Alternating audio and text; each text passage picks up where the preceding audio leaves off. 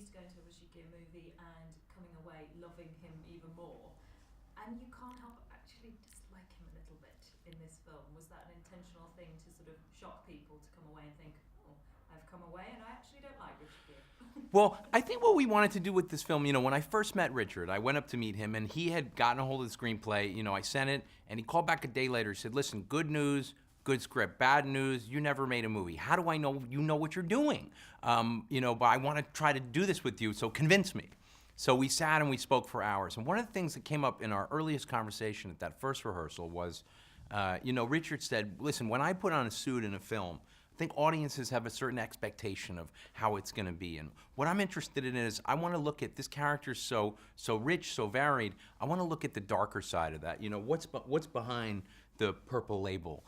Can we get into that psychology? And I said, I'd love to do that. What we want to do with this film is, it's an entertaining film, it's a thriller, but we wanted to look a little bit deeper at, the corruption of money and power, the darker side of human nature. Sometimes it's fun to take a walk along the dark side. So I come out of the movie still loving Richard, even loving Robert Miller, the character he plays. He's a very flawed man, but he has a place in my heart. So, it'll be up to the audiences to decide how much they dislike or like this character or identify with him. I think more than anything else, what we're going for here is to say we're all human, we're all fallible, and we can all make mistakes. How much of ourselves are we willing to trade away for money? Can we hold on to a shred of our humanity? So finally then, where do you take it from here? You seem to already be at the pinnacle on your first movie. Where do you go from here? Where do you even start? Well, recently I heard, they're thinking of giving me an award for best film ever made by a human being. So I might accept it. No, listen, this is only the beginning.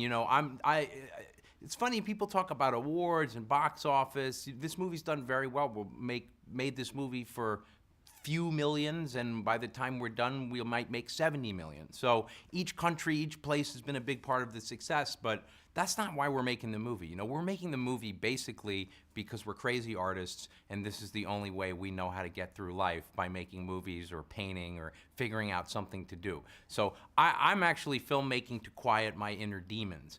That it does well and people like it is a great side benefit. I also love the process. I love hanging out with Richard, Susan, young actors like Nate Parker, Britt Marling, Tim Roth. These are the coolest people you can hang out with. It's really when I was a kid, there was a book written by Sidney Lumet, the great American director, and he titled the first chapter, he said, "Director, the greatest job in the world." And I really think he's right. I can imagine nothing more fun than sitting in a dark room, playing with the ideas, and then going out on the streets of New York or London and filming a movie and trying to make it all make sense and come to life. And the audience is a big part of that. So I'm glad people are responding to it. Responding, it was brilliant. Thank you so much. Thank you. Lovely to meet you.